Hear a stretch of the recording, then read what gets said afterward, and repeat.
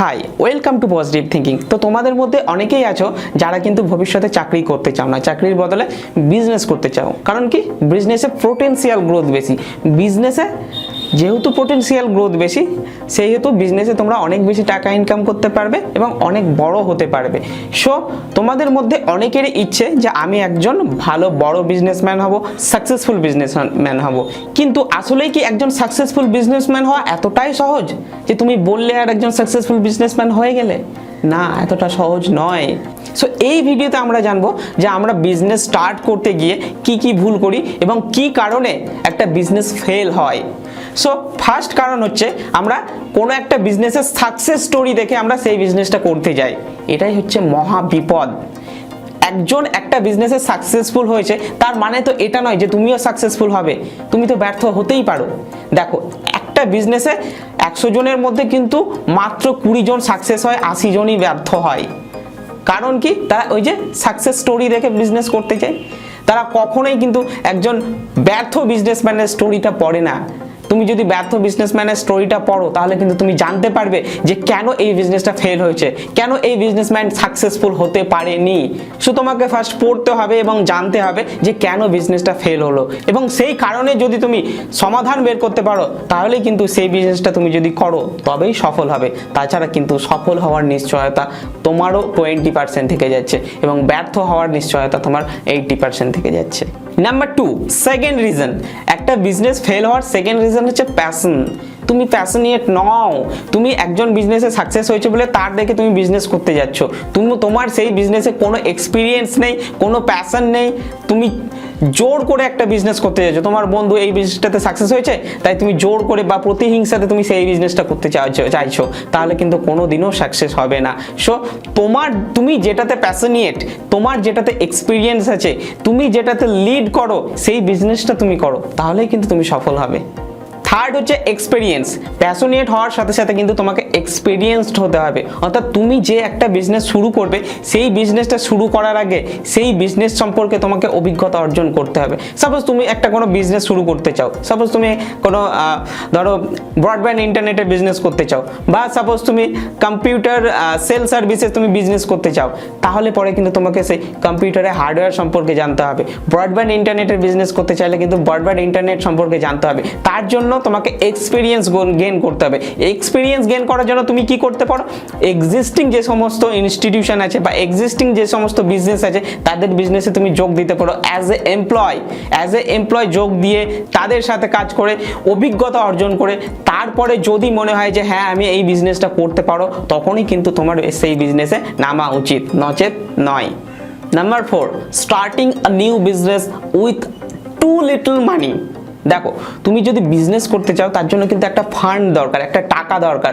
টাকা না থাকলে কিন্তু তোমার বিজনেসে নামা কখনোই উচিত নয়, বা লিমিটেড অ্যামাউন্ট অফ মানি নিয়ে কখনোই তোমার বিজনেসে নামা উচিত নয়। তোমাকে আগে মার্কেট রিসার্চ করে নিতে হবে যে কত টাকা আমার ক্যাপাসিটি লাগবে এই বিজনেসটা শুরু করতে এবং কতটা আমি লস ধারণ করতে পারবো, সেটাও কিন্তু তোমাকে রিসার্চ করে নিতে হবে। আর অল্প টাকা নিয়ে যদি তুমি বিজনেসে নামো এবং বিজনেসটা যদি না সাকসেস হয় তাহলে কিন্তু যতটুকু সঞ্চয় তোমার ছিল ততটুকুই কিন্তু চলে যাবে। ধরে নাও যে তুমি একটা ই-কমার্স প্ল্যাটফর্ম তৈরি করতে চাও। এখন মার্কেটে বড় বড় লিডার রয়েছে ই-কমার্সের, অ্যামাজন বলো, ফ্লিপকার্ট বলো, মিন্ত্রা বলো, প্রচুর বড় বড় আর কি শপিং সাইট রয়েছে। তাদের সাথে কি তুমি বিট করতে পারবে? তাদের বাজেট আর তোমার বাজেট কি একই রকম? তাদের সাথে তুমি কখনোই বিট করতে পারবে না। সাপোজ তোমার বাজেট হচ্ছে 10 লাখ টাকা। এবার তুমি কি করলে, একটা প্ল্যাটফর্ম তৈরি করলে, সেই প্ল্যাটফর্মের কস্টই 10 লাখ টাকা। অ্যামাজন বা ফ্লিপকার্টের মতো ওয়েবসাইট বা অ্যাপ তৈরি করতে গেলে তোমাকে 10 লাখ টাকা খরচ করতে হলো। তুমি তো অ্যাপ তৈরি করে ফেললে টাকা দিয়ে। তারপর তুমি 10 লাখ টাকা দিয়ে যদি একটা অ্যাপ্লিকেশন তৈরি করো তাহলে আরো 1 কোটি টাকা তোমাকে মার্কেটিং এর জন্য খরচা করতে হবে, কারণ এটা অনলাইন প্ল্যাটফর্ম। সো অল্প টাকা নিয়ে কখনোই কিন্তু এই ধরনের বড় বিজনেসে নামা যাবে না। বড় বিজনেসে নামতে গেলে কিন্তু তোমাকে বড় অ্যামাউন্ট নিয়ে নামতে হবে এবং মার্কেটে যারা কম্পিটিটর আছে তাদের ওয়েটটাও কিন্তু তোমাকে জেনে নিতে হবে। Number 5, starting a business with no business plan. অর্থাৎ তুমি একটা নতুন বিজনেস করবে, তোমার কোনো প্ল্যানই নেই, তোমার কাছে কিছু টাকা আছে, তুমি বললে হ্যাঁ আমি আজকে ডিসিশন নিলে যে বিজনেস করবো, এই বিজনেসটা করবো, তুমি হঠাৎ করে নেমে পড়লে, সেটা করলে কি কোনোদিনও সাকসেস হবে? অবশ্যই হবে না। বিজনেস করতে গেলে তোমাকে একদম ওয়েল প্ল্যান করে তোমাকে মাঠে নামতে হবে। তোমাকে আগে মার্কেট রিসার্চ করে নিতে হবে, তুমি যে বিজনেসটাতে নামছো সেই বিজনেসটা আদৌ গ্রোথ পোটেনশিয়াল আছে কিনা, ভবিষ্যতে বিজনেসটা গ্রো করবে কি করবে না। এমন একটা বিজনেস বা এমন একটা ক্যাটাগরি তুমি বেছে নিলে যেটার কোনো গ্রোথ পোটেনশিয়াল নেই, বা মার্কেটে যে প্রোডাক্টটা তৈরি করলে মার্কেটে সেই প্রোডাক্টটা সেলই হবে না, তাহলে কি সেই বিজনেস চলবে? অবশ্যই চলবে না। সো যে কোনো বিজনেস শুরু করার আগে তোমাকে ওয়েল প্ল্যান করে নিতে হবে। Number 6, selling A product in incorrect price.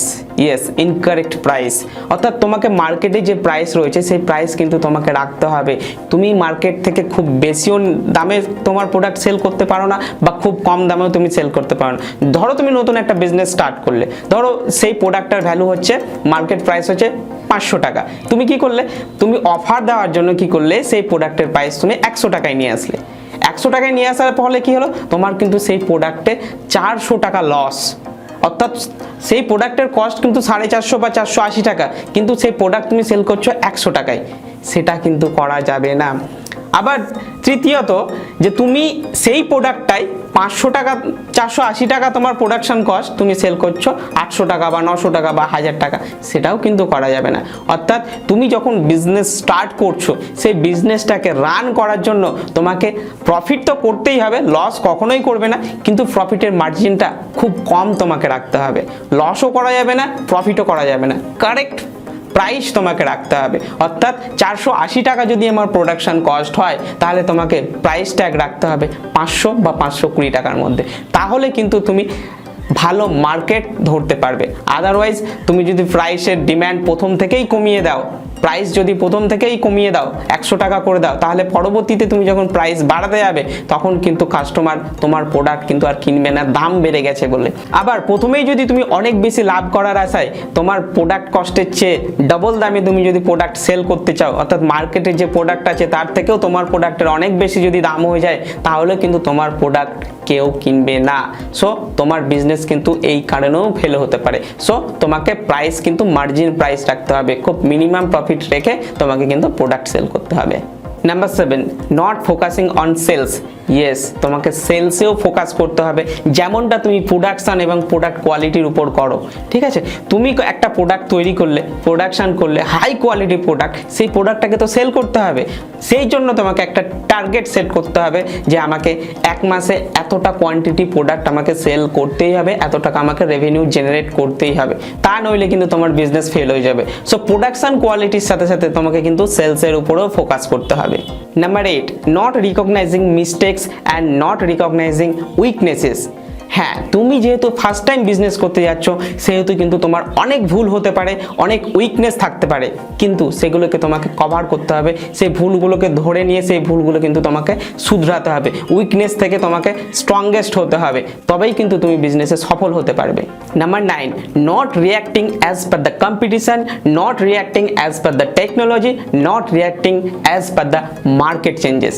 হ্যাঁ, তোমাকে কিন্তু তোমার বিজনেসে টিকে থাকতে গেলে তোমাকে কিন্তু মার্কেটে যে ধরনের পরিবর্তন হচ্ছে, যে ধরনের আপগ্রেডেশন হচ্ছে, মার্কেটে যে ট্রেন্ড রয়েছে, সেই ট্রেন্ড কিন্তু তোমাকে ধরতে হবে, না হলে কিন্তু তুমি ফেল হয়ে যাবে। অর্থাৎ এখন সমস্ত বিজনেস ইনোভেটিভ হয়ে গেছে, কম্পিটিটিভ হয়ে গেছে, তাই কম্পিটিশনে টিকে থাকতে গেলে তোমার বিজনেসকে কিন্তু ইনোভেটিভ হতে হবে, ইনোভেটিভভাবে তোমার বিজনেসকে গ্রো করাতে হবে, তবেই তুমি বিজনেসে টিকে থাকতে পারবে। এর রিয়েল এক্সাম্পল তোমরা যদি চাও, তাহলে আমি কিন্তু নোকিয়া ফোনের কথা বলতে পারি, আমি কিন্তু কোড্যাক ক্যামেরার কথা বলতে পারি। একটা সময় কোড্যাক কিন্তু ক্যামেরা ইনভেন্টেড ছিল, কোড্যাক ক্যামেরা তৈরি করতো একটা সময়, প্রত্যেকের ঘরে ঘরে কিন্তু কোড্যাক ক্যামেরাই ছিল, প্রথম ছবি কিন্তু কোড্যাক ক্যামেরাতেই তোলা হয়েছিল।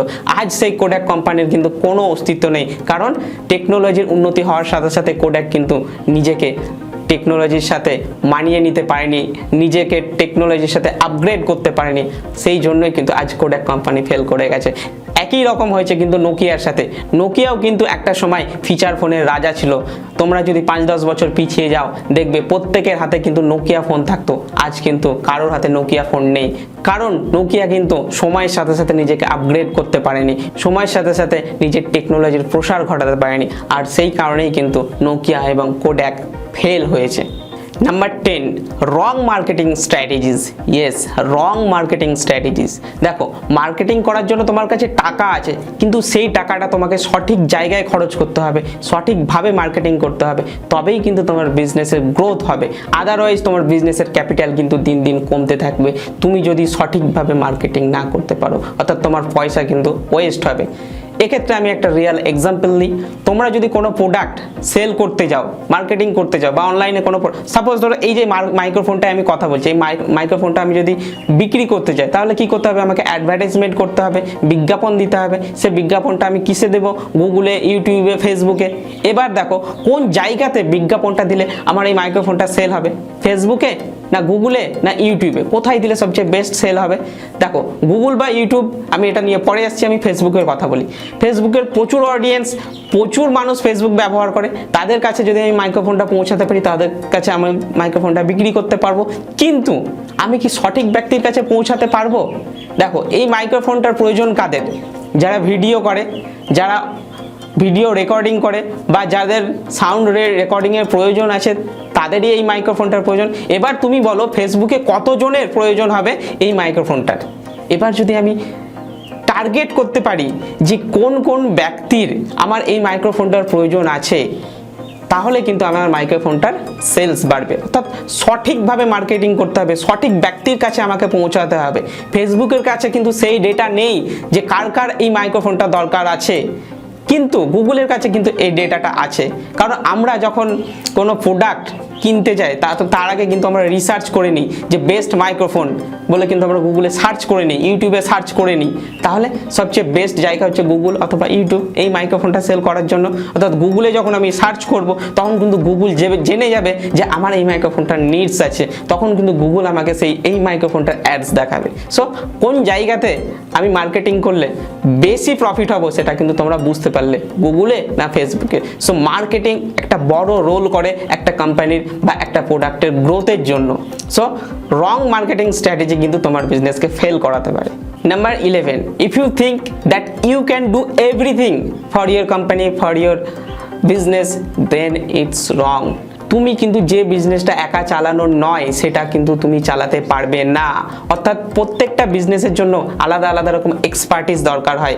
মার্কেটিংয়ের জন্য আলাদা ছেলের দরকার হয়, প্রোডাকশনের জন্য আলাদা ছেলের দরকার হয়, অ্যাডভার্টাইজমেন্টের জন্য আলাদা ছেলের দরকার হয়। সো তোমাকে আলাদা আলাদা এক্সপার্টিসের ব্যবহার তোমাকে করতে হবে। তুমি যদি মনে করো আমি একাই সব করব, তাহলে কিন্তু এটা তোমার জন্য বড় মিস্টেক এবং বড় হেডেক। সো তোমাকে এক্সপার্টিস হায়ার করতে হবে তোমার বিজনেসের গ্রোথের জন্য। তুমি যদি এক্সপার্টিস হায়ার না করে ফ্রেশার্স বা নিউ কামার্স তুমি হায়ার করো, বা নতুন কোনো ছেলে হায়ার করো, বা তোমার রিলেটিভ কাউকে দিয়ে করাতে যাও, তাহলে কিন্তু তোমার বিজনেসের ফেল হওয়ার নিশ্চয়তা প্রায় 80%। কারণ তুমি যাদেরকে হায়ার করবে তারা তো কাজ জানে না, তোমাকে কাজ শেখাতে হবে। তাহলে তুমি তাদেরকে হায়ার করো যারা কাজ জানে, তাদেরকেই স্যালারি দাও, তাদেরকেই টাকা দাও যারা এটার জন্য যোগ্য, তবেই কিন্তু তোমার বিজনেস সাকসেস হবে। আদারওয়াইজ কিন্তু তোমার টাকাটাই নষ্ট হবে। নাম্বার 12, আরেকটা কারণ তোমার বিজনেস ফেল হতে পারে, সেটা হলো সাডেন গ্রোথ। অর্থাৎ তুমি সবে বিজনেসটা শুরু করেছো, but you can't manage it, you can't handle it due to the sudden growth. অর্থাৎ তোমার বিজনেস হঠাৎ চলতে শুরু করেছে এবং তুমি সেটাকে ম্যানেজ করতে পারলে না, তাহলে কিন্তু তোমার বিজনেস ফেল হবে। অর্থাৎ তোমার বিজনেস গ্রো হওয়ার সাথে সাথে কিন্তু তোমার প্রোডাকশন কোয়ালিটি কিন্তু ইকুয়ালি ব্যালেন্স করে রাখতে হবে। তোমার ধরো প্রচুর ডিমান্ড বেড়ে গেল, তুমি সাপ্লাই দিতে পারছো না, এবং তাড়াতাড়ি সাপ্লাই দেওয়ার কারণে তুমি কি করলে? প্রোডাকশন কোয়ালিটি কমিয়ে ফেললে, তাহলে কিন্তু তোমার বিজনেস চলবে না। যত তাড়াতাড়ি তুমি গ্রোথ অর্জন করেছিলে, তত তাড়াতাড়ি কিন্তু তুমি গ্রোথটা হারিয়ে ফেলবে, এক্ষেত্রেও কিন্তু বিজনেসটা ফেল হতে পারে। সো এই কারণগুলো তোমরা যদি মনে রাখো, তাহলে কিন্তু তুমি একজন সাকসেসফুল বিজনেসম্যান হতে পারো। সো যারা প্যাশনিয়েট আছো তারা অবশ্যই বিজনেস করো। আমি অবশ্যই এনকারেজ করি প্রত্যেককে বিজনেস করার জন্য, কারণ চাকরির থেকে বিজনেসে গ্রোথ অনেক বেশি। তুমি অবশ্যই চাকরির থেকে বিজনেসে বেশি টাকা রোজগার করতে পারবে। সো আই থিঙ্ক তোমরা বুঝতে পেরেছো যে আমি কি বলতে চেয়েছি এবং কেন একটা বিজনেস ফেল হয়। So thanks for watching. As always, God bless you all. Thank you.